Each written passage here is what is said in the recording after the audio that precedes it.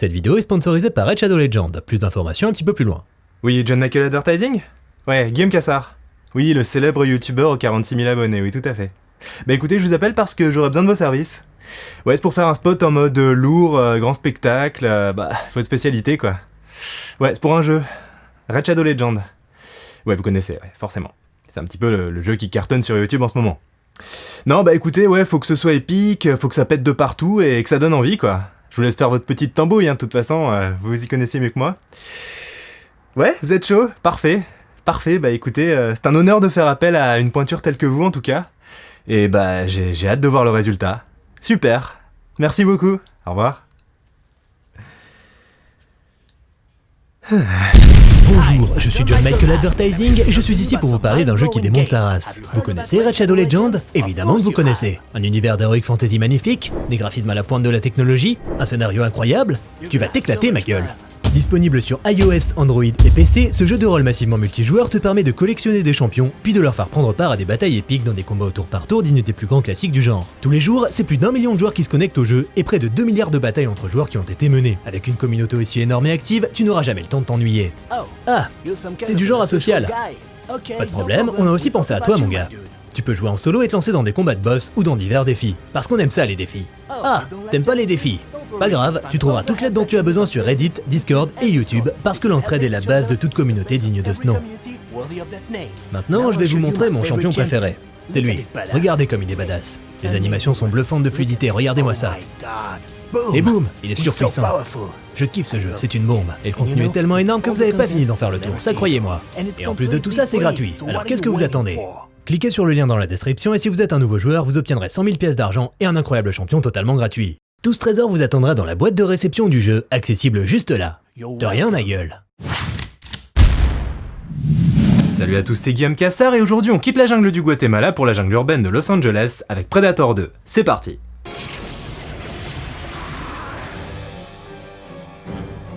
Suite à l'important succès commercial de Predator, on aurait pu croire que la Fox se serait précipitée pour lancer la production d'un deuxième volet, histoire de capitaliser sur le potentiel commercial de la créature. Mais en fait, non. En effet, Predator 2 ne faisait pas franchement partie des impératifs du studio, aux grandes dames des frères Jim et John Thomas, scénaristes du premier volet, qui étaient plus que partants à l'idée de rempiler sur une suite. On est grave chaud. Ce n'est finalement qu'en 89, suite au succès du comics Predator publié par Dark Horse, que la Fox se décide à lancer le feu vert. Le producteur Joel Silver convoque alors les frères Thomas pour des séances de brainstorming qui dureront plusieurs semaines. Plusieurs pistes sont alors envisagées. Parmi elles, une histoire se déroulant pendant la Seconde Guerre mondiale lors de la bataille des Ardennes. On y suivait un peloton américain obligé de s'allier avec des Allemands pour combattre la créature. Un pitch que je trouve d'ailleurs plutôt cool.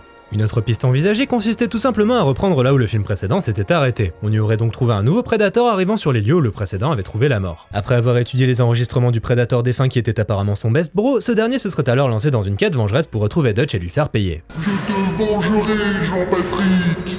Ouais, il s'appelait Jean-Patrick. Finalement, il fut décidé de partir dans une autre direction, fortement inspiré par le comics à succès publié par Dark Horse. Dans ce dernier, un Predator débarquait dans la ville de New York et faisait face au détective John Schaeffer, le frère de Alan Dutch Schaeffer, incarné par Schwarzy dans le film original. This time it's personal. Predator 2 se déroulerait donc à New York dans un cadre urbain qui permettrait à cette suite de se démarquer de l'original. Si John McTiernan fut invité à reprendre les rênes de ce second volet, il refusa, préférant se concentrer sur la poursuite d'Octobre Rouge. C'est donc le relativement méconnu réalisateur australien Stephen Hopkins qui hérita du projet. Parmi ses précédents faits d'armes, le 5e volet de la saga Freddy, tourné et monté en à peine 8 semaines, ce qui impressionna grandement la Fox quant à son savoir-faire. Pour assurer une continuité avec l'opus précédent, il fut un temps envisagé de faire revenir le personnage de Dutch. Cependant, plusieurs facteurs rendirent ce retour impossible. Toujours se méfier des employés de la poste. De 1, les prétentions salariales de Schwarzenegger qui souhaitait 250 000 $ de plus que ce qu'on lui proposait. Ensuite, ni le réalisateur ni le scénario ne l'emballaient et il trouvait que déplacer l'action en pleine ville était stupide. Schwarzy, quand il veut pas, il veut pas. Enfin, Arnold partit tourner Terminator 2 avec James Cameron, enterrant par là même toute chance de le voir participer à la suite de Predator. Arnold étant définitivement out, les frères Thomas durent donc procéder à des réécritures pour effacer son personnage de l'intrigue, et l'histoire fut relocalisée à Los Angeles pour des raisons budgétaires. Suite à ces modifications, le processus de casting débuta. Dans un premier temps, la Fox voulut donner le rôle principal à Steven Seagal, mais Stephen Hopkins mit son veto sur ce choix. Patrick Swayze fut alors contacté, mais l'acteur se blessa sur le tournage de Roadhouse, le rendant indisponible. C'est donc Danny Glover qui hérita du rôle, alors connu pour son rôle dans L'Arme Fatale aux côtés de Mel Gibson.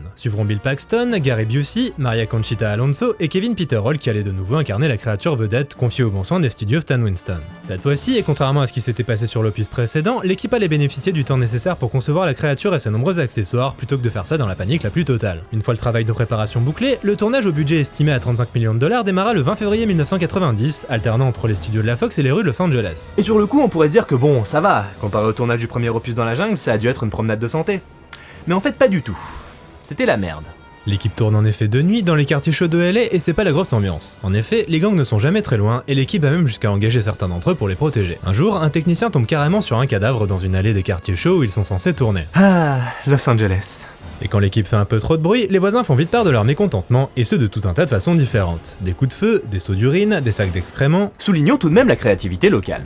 L'équipe en viendrait presque à regretter la jungle mexicaine du premier opus. Fort heureusement, aucune perte humaine à déplorer, mais énormément d'accessoires manqueront à l'appel une fois le film en boîte, notamment la lance du Predator, probablement volée pendant le tournage, mais également des costumes et le fameux crâne alien. Sur lequel on reviendra un peu plus tard. Mais les facteurs extérieurs ne sont pas les seules choses qui vont poser problème, et le tournage de certaines séquences va représenter un vrai défi pour Stephen Hopkins et son équipe. Le film est en effet riche en cascades diverses, et certaines d'entre elles s'avèrent particulièrement dangereuses. On pourra notamment citer celle où le Predator fait une chute de 13 étages, cascade d'autant plus impressionnante quand on sait qu'elle a été réalisée en direct. Pour la petite anecdote, dans cette séquence, le Predator vient de se faire couper la main, et c'est donc le cascadeur manchot R. David Smith qui l'incarne en lieu et place de Kevin Peter Hall. Le tournage est donc relativement compliqué, et un jour, Hopkins fait une énorme boulette. En effet, alors qu'ils sont censés tourner une scène de nuit avec le comédien Ruben Blades, ce dernier ne se présente pas sur le plateau. Il est en réalité en pleine interview, et malgré les appels insistants du réalisateur, il ne vient pas. Hopkins, qui réalise que le temps est compté pour obtenir ses plans, finit par perdre patience et met brutalement fin à l'interview. Ce qu'il ne savait pas, c'est que Blades était en fait en direct à la télévision sur Good Morning America et qu'il vient d'humilier son acteur devant tout le pays. Et le tout en jurant, ce qui est pas franchement bien vu à la télé américaine. Aïe. Le lendemain, Hopkins se réveille et constate que son répondeur est saturé et qu'il a notamment reçu des menaces de mort. Ouais bon, calmez-vous, faut peut-être pas déconner non plus les gars.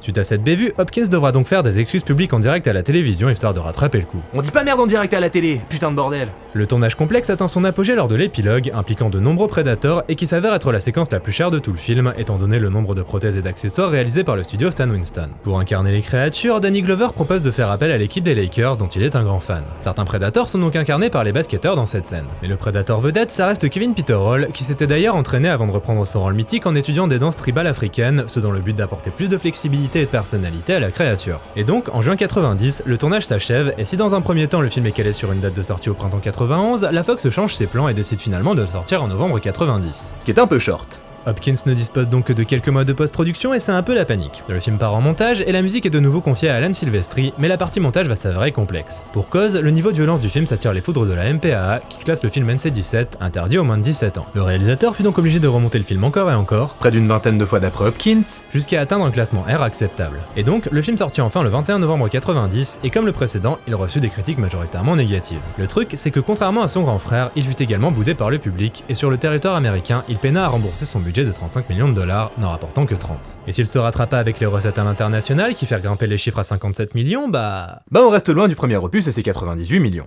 Predator 2 démarre donc à Los Angeles dans le lointain futur de 97, alors qu'une vague de chaleur sans précédent s'abat sur la ville et qu'une guerre des gangs fait rage entre les cartels colombiens et jamaïcains. Au milieu de tout ça, la police qui tente tant bien que mal de faire régner l'ordre. Et quand un Predator débarque au milieu de la fête pour se faire une nouvelle collection de trophées, le lieutenant Harrigan, incarné par Danny Glover, se lance alors dans une enquête dont il ne soupçonne pas la portée. Du coup, mal accueilli par la critique, boudé par le public, 29 ans plus tard, ça vaut quoi Predator 2 ? Alors on va pas y aller par quatre chemins, le film est clairement moins bon que l'original. Beaucoup plus extrême dans ses choix stylistiques, il en résulte logiquement un film moins subtil dans son approche. Et donc un peu plus concon.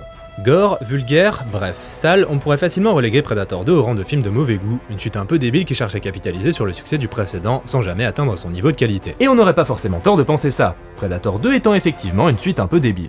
Tout le délire guerre des cartels, les Jamaïcains versus les Colombiens, ça résulte en une bonne grosse dose de clichés et en quelques séquences franchement caricaturales et parfois ridicules. Le truc, c'est que là où le film précédent utilisait les clichés avec intelligence, ici c'est pas franchement le cas. C'est juste des clichés. Du coup, comment expliquer ça ? Comment expliquer cette rupture de temps entre les deux volets ? Pour moi, c'est clairement dû à la source d'inspiration du film, à savoir le comics Predator Concrete Jungle. En fait, de par ses dialogues crus, sa violence et sa direction artistique, Predator 2 est totalement imprégné de cet esprit comics pour adultes un peu extrême. Mais justement, est-ce que ce n'est pas ça qui fait sa force au final ? Si à l'époque de sa sortie Predator 2 a déçu, le temps lui a permis de se constituer une solide communauté de fans qui a su lui trouver de multiples qualités, arrivant à la conclusion suivante.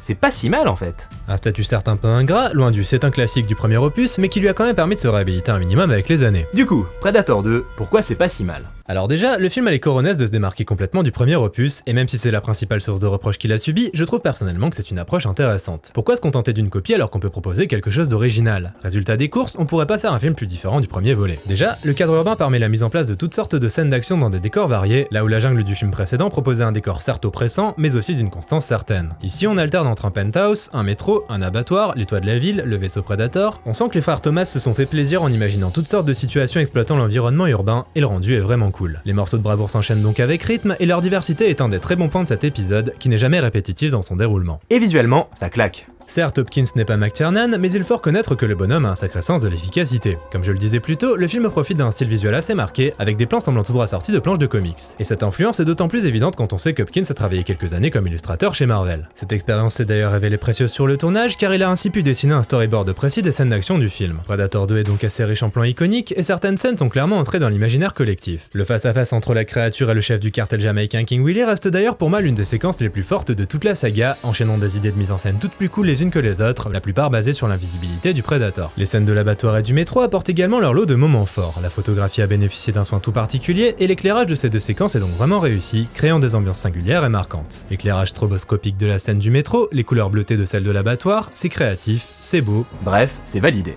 Concernant les personnages, s'il n'est pas forcément facile de passer après Schwarzy, Danny Glover assure dans le rôle d'Harrigan. Flic à l'opiniâtreté sans limite, c'est une vraie force de la nature qui, s'il n'a certes pas la carrure d'Arnold, ne démérite pourtant pas une minute face au Predator. Autour de lui, des seconds rôles charismatiques, Gary Busey et Bill Paxton en tête.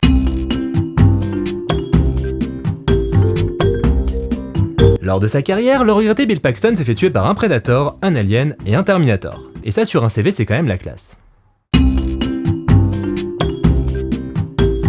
Concernant le personnage de Peter Keyes, incarné par Gary Busey, il est à l'origine de l'arc narratif le plus intéressant du film, le personnage étant à la tête d'une équipe de la CIA chargée de capturer le Predator pour l'étudier. Je trouve en effet que le fait que certains personnages soient au courant de l'existence du monstre ajoute un plus à l'histoire et s'avère assez plaisant. Au moins on repart pas complètement de zéro par rapport au film précédent. Et ce qui est intéressant, c'est qu'à l'origine, le personnage de Keyes, c'était censé être Dutch. Comme on l'a vu plus tôt, il était prévu que Schwarzenegger fasse son retour dans cette suite avant que ça ne tombe à l'eau pour plein de raisons différentes. Le personnage a bien évidemment été réécrit quand Schwarzy a décliné, mais j'avoue que je me demande ce que ça aurait pu donner si les choses avaient tourné autrement. Est-ce que Dutch aurait été un antagoniste au sein du film, ou aurait-il travaillé en collaboration avec Harrigan pour traquer le Predator? Tant de questions et si peu de réponses.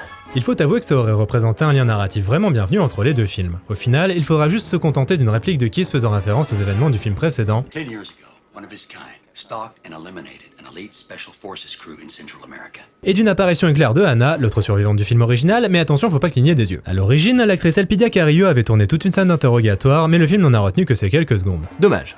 Et c'est ce qui manque au film. Que le ton et le style général soient différents de l'original ne me gêne pas, mais qu'il n'y ait quasi aucun lien narratif d'établi, je trouve ça un peu dommage. Après bon, c'est la faute à Schwarzy, hein. D'ailleurs, faudra lui dire à l'occasion.